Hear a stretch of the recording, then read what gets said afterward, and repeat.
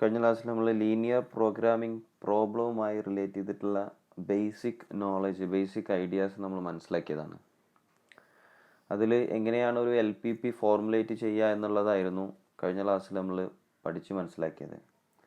അതേപോലെ തന്നെ ഒരു ലീനിയർ പ്രോഗ്രാമിംഗ് പ്രോബ്ലത്തിന് 3 പാർട്ട് ഉണ്ടെന്ന് പറഞ്ഞു. ഒബ്ജക്റ്റീവ് ഫംഗ്ഷൻ, കൺസ്ട്രെയിൻസ്, അതേപോലെ നോൺ നെഗറ്റീവ് നമ്പേഴ്സ് എന്ന് ഈ 3 പാർട്ടുകൾ ഒരു ലീനിയർ പ്രോഗ്രാമിംഗ് പ്രോബ്ലത്തിനുണ്ട് എന്നുള്ള നമ്മൾ മനസ്സിലാക്കിയതാണ്.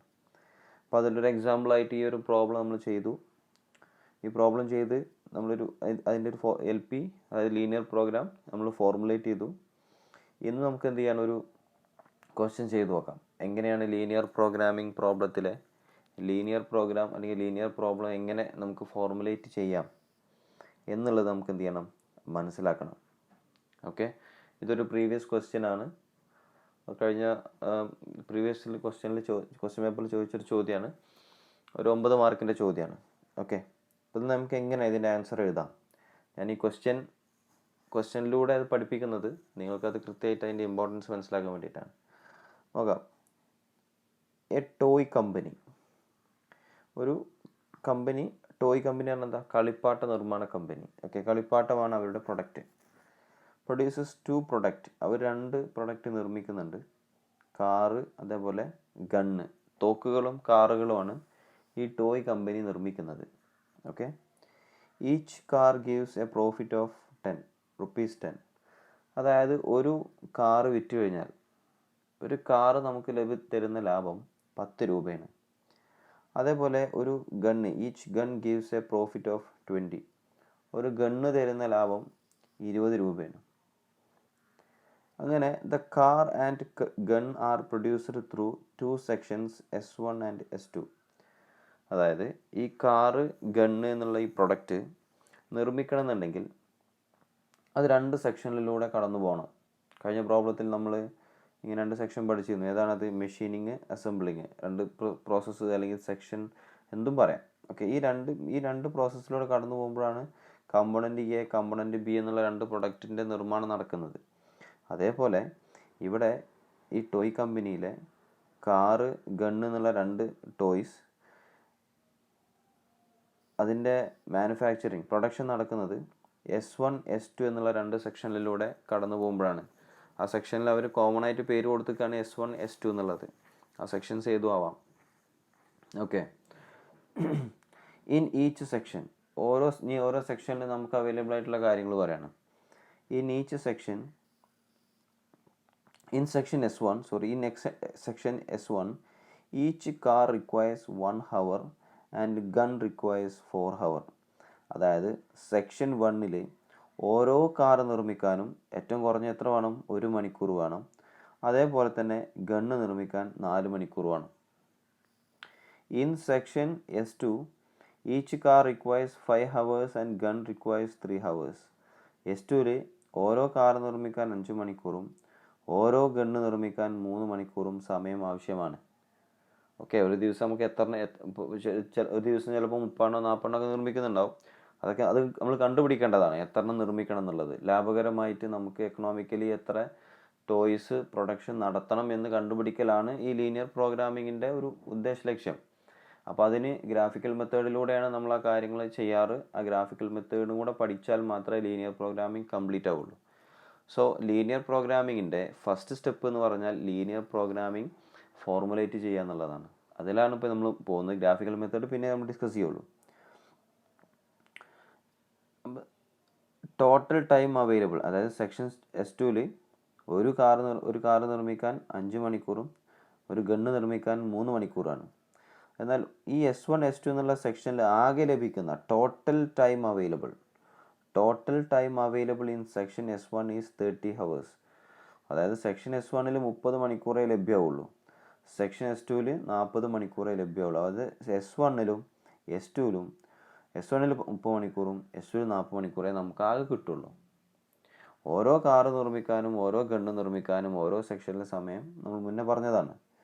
The company wants to maximise their profit. കമ്പനിയുടെ ആവശ്യം അവരുടെ പ്രോഫിറ്റ് വർദ്ധിപ്പിക്കുക എന്നുള്ളതാണ്. ഇങ്ങനെ പ്രോഫിറ്റ് വർദ്ധിപ്പിക്കാൻ നമ്മുടെ ഈ S1ൽ 30 മണിക്കൂറും S2ൽ 40 മണിക്കൂറും ഓരോ സെക്ഷനിലും കാറും ഗണ്ണും ഉപയോഗിക്കുന്ന സമയം ഒക്കെ നമ്മുടെ കയ്യിലുണ്ട്. ഈ ഒരു ലിമിറ്റേഷൻ്റെ ഉള്ളിൽ നിന്നുകൊണ്ട്, ഇത് ലിമിറ്റേഷൻ മീൻസ് അല്ല, അത്ര നമുക്ക് അവൈലബിൾ ഉള്ളൂ, അത്ര റിസോഴ്സ് നമുക്ക് അവൈലബിൾ ഉള്ളൂ. ആ അവൈലബിൾ ആയിട്ടുള്ള കാര്യങ്ങൾക്കുള്ളിൽ നിന്നുകൊണ്ട് മാക്സിമം നമുക്ക് പ്രോഫിറ്റ് ഉണ്ടാക്കുന്ന രൂപത്തിൽ എങ്ങനെ പ്രൊഡക്ഷൻ നടത്താം എന്നുള്ളതാണ് ഇപ്പോൾ ഈ ചോദ്യത്തിൻ്റെ ഉദ്ദേശം. അപ്പോൾ അതിന് നമുക്ക് എന്ത് വേണം? ലീനിയർ പ്രോഗ്രാമിംഗ് വേണം. അത് ഫോർമുലേറ്റ് ചെയ്യണം. ഞാനൊരു ടേബിൾ വരയ്ക്കുകയാണ്. ഓക്കെ, ഇതാണ് ആ ടേബിൾ. ഈ ടേബിൾ നമ്മൾ ഈ പറഞ്ഞ കാര്യം അത് ചുരുക്കി എഴുതിക്കുകയാണ്. നോക്കാം. ഒന്നാമത്തെ, toy company produces 2 product, car and guns. കാറും ഗൺസും. കാറിന് നമുക്ക് x1 എന്നും ഗൺസിന് നമുക്ക് x2 എന്ന് കൊടുക്കാം. ലീനിയർ പ്രോഗ്രാമിംഗ് പ്രോബ്ലത്തിൽ x1 x2 എന്നുള്ള 2 വേരിയബിളേ ഉണ്ടാവുള്ളൂ. ചില സമയത്ത് x3 ഉണ്ടാവും. ഇപ്പോൾ ഗണ്ണിന് പകരം ഇനിയിപ്പോൾ അവിടെ വേറൊരു ടോയ് ഉണ്ടെന്ന് വിചാരിച്ചു. ഓക്കെ, വേറെ ടോയ് ഉണ്ടെങ്കിൽ നമുക്ക് എന്ത് കൊടുക്കാം? x1 x2 x3 എന്ന് കൊടുക്കാം. ഇവിടെ ഇപ്പോൾ 2 പ്രൊഡക്റ്റ് ഉള്ളൂ. 3 പ്രൊഡക്റ്റ് ആണെങ്കിൽ x3 വരും, 4 പ്രൊഡക്റ്റ് ആണെങ്കിൽ x4 വരും. ഇപ്പോൾ ഇവിടെ 2 പ്രൊഡക്റ്റ് ഉള്ളൂ. ഓക്കെ, അപ്പോൾ ഒന്നാമത്തെ പ്രൊഡക്റ്റിന് നമുക്ക് x1 എന്നും രണ്ടാമത്തെ പ്രൊഡക്റ്റിന് നമുക്ക് x2 എന്നും കൊടുക്കാം. ഇനി നമ്മുടെ ലീനിയർ പ്രോഗ്രാമിംഗ് പ്രോബ്ലത്തിൽ x1 x2 എന്ന് കണ്ടാൽ നിങ്ങൾ മനസ്സിലാക്കണം, x1 എന്ന് പറഞ്ഞാൽ കാറാണ് ഉദ്ദേശിക്കുന്നത്, x2 എന്ന് പറഞ്ഞാൽ ഗണ്ണാണ് ഉദ്ദേശിക്കുന്നത് നിങ്ങൾ മനസ്സിലാക്കണം. ഓക്കെ, അപ്പോൾ 2 പ്രൊഡക്റ്റാണ് car gun. Profit of 10, each car gives A profit of 10 and each gun gives A profit of 20. അതായത് കാറ് കൊടുക്കുന്ന പ്രോഫിറ്റ് താഴെ കൊടുത്തിട്ടുണ്ട് 10 ആണ്, ഗണ്ണ് കൊടുക്കുന്ന പ്രോഫിറ്റ് 20 ആണ്. ഇവിടെ താഴെ പ്രോഫിറ്റിന് കൊടുത്തിട്ടുണ്ട് അല്ലേ? പ്രോഫിറ്റ് 10 ആരാ? x1 ആണ്. 20 ആരാ? x2 ആണ്. x1 എന്ന് പറഞ്ഞാൽ കാറ്, x2 എന്ന് പറഞ്ഞാൽ ഗണ്ണ്. ഓക്കെ, ഇനി അടുത്ത ലൈൻ നോക്ക്. In section S1 each car requires 1 hour. Section, ഇവിടെ സെക്ഷൻ കൊടുത്തുള്ളത് സെക്ഷൻ, ഇവിടെ പ്രൊഡക്റ്റ് കൊടുക്കുക, ഇവിടെ സെക്ഷൻസ് കൊടുക്കുക. ഇവിടെ സെക്ഷൻ S1, ഇവിടെ സെക്ഷൻ S2. സെക്ഷൻ S1ൽ കാറിന് 1 മണിക്കൂർ വേണം, ഗണ്ണിന് 4 മണിക്കൂറാണ്. ഇവിടെ ഈ ലൈന് വായിച്ചാൽ മനസ്സിലാവും. In section S1 each car requires 1 hour and gun requires 4 hour. അതായത് S1 സെക്ഷനിൽ കാറിൻ്റെ നിർമ്മാണത്തിന് 1 മണിക്കൂർ വേണം, ഗണ്ണിൻ്റെ നിർമ്മാണത്തിന് 4 മണിക്കൂർ വേണം. ഓക്കെ, അതേപോലെ S2, in section S2 each car requires 5 hour. In S2 each car requires എത്ര? 5 hour. അതേപോലെ തന്നെ ഗണ്ണിന് എത്ര വേണ്ടി വരും? 3 hour ഇവിടെ കൊടുത്തിട്ടുണ്ട്. And gun requires 3 hour. Total time available, അത് ഇവിടെ എഴുതാം. Total time available. ഇങ്ങനെ ടേബിൾ ആക്കണമെന്ന് യാതൊരുവിധ നിർബന്ധമില്ല കേട്ടോ. പക്ഷേ ടേബിൾ ആക്കി കഴിഞ്ഞാൽ വളരെ ഈസിയായി, അതുകൊണ്ട് പറഞ്ഞതാണ്. ടോട്ടൽ ടൈം അവൈലബിൾ എത്ര? 30 മണിക്കൂറാണ് S1ൽ ഉണ്ടാവുക. S1ൽ എത്ര മണിക്കൂറാണ്? 30 മണിക്കൂർ. S2ൽ എത്ര മണിക്കൂറാണ്? 40 മണിക്കൂർ. ഓക്കെ, ഈ പ്രോബ്ലം വായിക്കുക, ഈ ടേബിൾ ഫോർമുലേറ്റ് ചെയ്ത രീതി മനസ്സിലാക്കുക. ഞാൻ വീണ്ടും റിപ്പീറ്റ് ചെയ്യുന്നു, ഇങ്ങനെ ടേബിൾ ഫോർമുലേറ്റ് ചെയ്യണം നിർബന്ധമൊന്നുമില്ല. പക്ഷേ ഈ രീതിയിൽ ഫോർമുലേറ്റ് ചെയ്ത് കഴിഞ്ഞാൽ നിങ്ങൾക്ക് എന്തായിരിക്കും? ലീനിയർ പ്രോഗ്രാമിംഗ് പ്രോബ്ലം എഴുതുമ്പോൾ വളരെ ഈസി ആയിരിക്കും. ഇവിടെ പ്രൊഡക്റ്റ് കൊടുക്കുക, ടോട്ടൽ അവൈലബിൾ ആയിട്ടുള്ള ടൈം കൊടുക്കുക, അതേപോലെ തന്നെ ഏതൊക്കെ സെക്ഷൻ കൊടുക്കുക, താഴെ പ്രോഫിറ്റ് കൊടുക്കുക. ഓക്കെ, ചില സമയത്ത് പ്രോഫിറ്റിന് പകരം കോസ്റ്റ് ആയിരിക്കും. അപ്പോൾ നിങ്ങൾ ഓരോ പ്രോബ്ലത്തിന് ഈ ടേബിൾ ഇങ്ങനെ കാണാതെ പഠിക്കുക, അല്ലെങ്കിൽ ഇതിങ്ങനെ കാണാതെ പഠിക്കലല്ല, ഇതിൻ്റെ ഒരു കോൺസെപ്റ്റ്, ലോജിക്ക് മനസ്സിലാക്കുക എന്നുള്ളതാണ്. ഇനി നമുക്കിത് വെച്ചിട്ട് എന്ത് ചെയ്യാം? ലീനിയർ പ്രോഗ്രാമിംഗ് ഫോർമുലേറ്റ് ചെയ്യാം. ഒന്നാമത്തത് നമുക്കറിയാം ഒബ്ജക്റ്റീവ് ഫംഗ്ഷനാണ്. ഇതിങ്ങനെ എഴുതൊന്നും വേണ്ട കേട്ടോ. ബ്രാക്കറ്റ് ഒബ്ജക്റ്റീവ് ഫംഗ്ഷൻ എന്നോ കൺസ്ട്രെയിൻസ് എന്നോ നോൺ നെഗറ്റീവ് നമ്പേഴ്സ് എന്നൊന്നും നിങ്ങൾ എഴുതണ്ട. ഞാനത് നിങ്ങളുടെ മൈൻഡിൽ നിൽക്കാൻ വേണ്ടി, ഇത് ഇന്നതാണ് ഉദ്ദേശിക്കുന്നത് മനസ്സിലാക്കാൻ വേണ്ടിയിട്ടാണ് ഇവിടെ കൊടുത്തിട്ടുള്ളത്. ആദ്യം നമുക്ക് മാക്സിമൈസ് സെഡ്, ഒബ്ജക്റ്റീവ് ഫംഗ്ഷൻ. ഇവിടെ പ്രത്യേകം മനസ്സിലാക്കണം, എന്തുകൊണ്ടാണ് നമ്മൾ മാക്സിമൈസ് സെഡ് എന്ന് കൊടുത്തത്. സെഡ് ആണ് നമ്മൾ ഒബ്ജക്റ്റീവ് ആണ് നമ്മുടെ ലക്ഷ്യം. നമ്മുടെ ലക്ഷ്യം എന്താ? പ്രോഫിറ്റ് വർദ്ധിപ്പിക്കുക എന്നുള്ളതാണ്. അപ്പോൾ മാക്സിമൈസ് സെഡ് ആണെങ്കിൽ സെഡ് ഇവിടെ സൂചിപ്പിക്കുന്നത് പ്രോഫിറ്റിനാണ്. പ്രോഫിറ്റ് വർദ്ധിപ്പിക്കുക എന്നുള്ളതാണ് നമ്മുടെ ഒബ്ജക്റ്റീവ്, നമ്മുടെ ലക്ഷ്യം. ഇനി കോസ്റ്റിനെ സംബന്ധിച്ചാണ് പ്രോബ്ലത്തിൽ പറയുന്നതെങ്കിൽ, കോസ്റ്റ് റിലേറ്റഡ് പ്രോഫിറ്റിന് പകരം കോസ്റ്റാണ് പറയുന്നതെങ്കിൽ ഒരിക്കലും മാക്സിമൈസ് സെഡ് എന്ന് കൊടുക്കില്ല, മിനിമൈസ് സെഡ് എന്നേ കൊടുക്കുള്ളൂ. കാരണം അവിടെ സെഡ് കോസ്റ്റാണ്. കോസ്റ്റ് വർദ്ധിപ്പിക്കൽ നല്ല രീതിയാണോ? അല്ല. പ്രോഫിറ്റാണെങ്കിൽ നമുക്ക് വർദ്ധിപ്പിക്കാം. കോസ്റ്റ് ആകുമ്പോൾ നമുക്ക് എന്താ വേണ്ടത്? എങ്ങനെയെങ്കിലും ആ കോസ്റ്റ് റെഡ്യൂസ് ചെയ്യാൻ വേണ്ടത്, കുറക്കുക വേണ്ടത്, മിനിമൈസ് ചെയ്യാൻ വേണ്ടത് അല്ലേ? സോ മിനിമൈസ് സെഡ് എന്നായിരിക്കും ആ സാഹചര്യത്തിൽ നമ്മൾ കൊടുക്കുക. ഓക്കെ, ഇവിടെ പ്രോഫിറ്റ് ആണെന്ന് മനസ്സിലാക്കുക. Maximise Z പ്രോഫിറ്റാണ്. പ്രോഫിറ്റ് നമുക്ക് എങ്ങനെ എഴുതാം? ഇവിടെ ഉണ്ട് 10 അല്ലേ?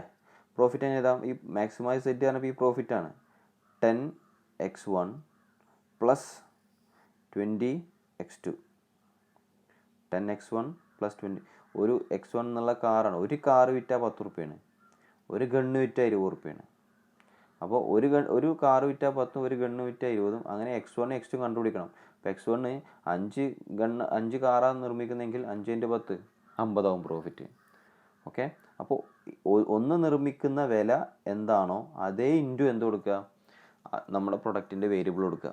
x1 കാറിൻ്റെ വേരിയബിൾ അല്ലേ x1 കൊടുത്തു, പ്ലസ് അടുത്ത ഒരു പ്രൊഡക്റ്റ് വിറ്റാൽ എത്രയാണോ എമൗണ്ട് അതേ ഗുണിക്കണം ആ പ്രൊഡക്റ്റിൻ്റെ വേരിയബിൾ.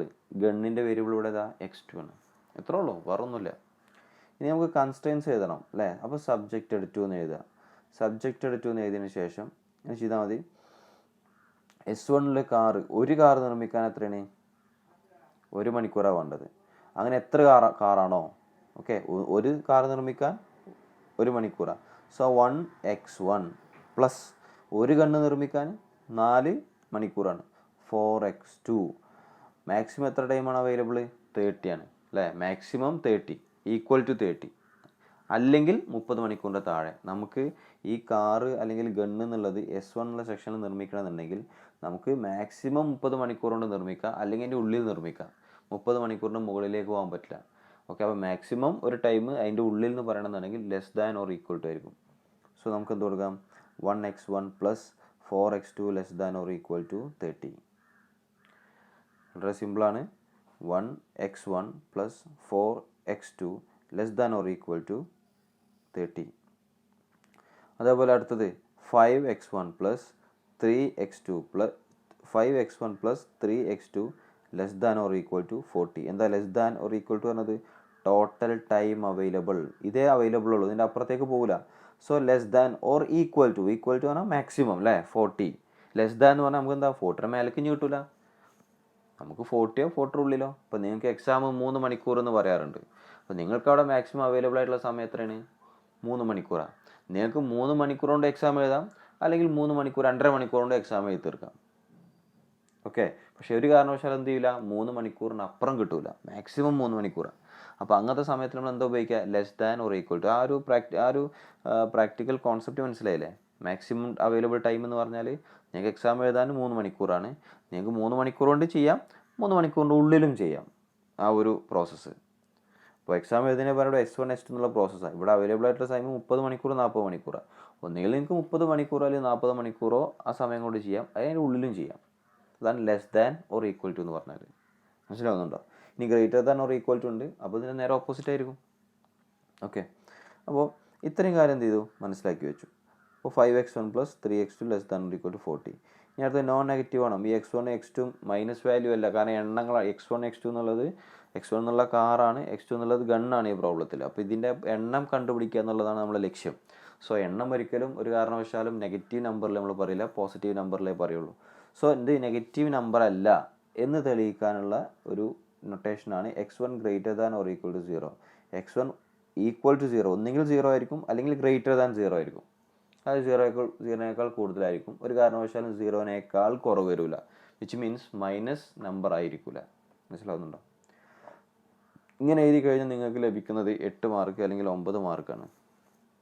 അപ്പോൾ അത്രയും ഈസിയാണ് കാര്യങ്ങൾ.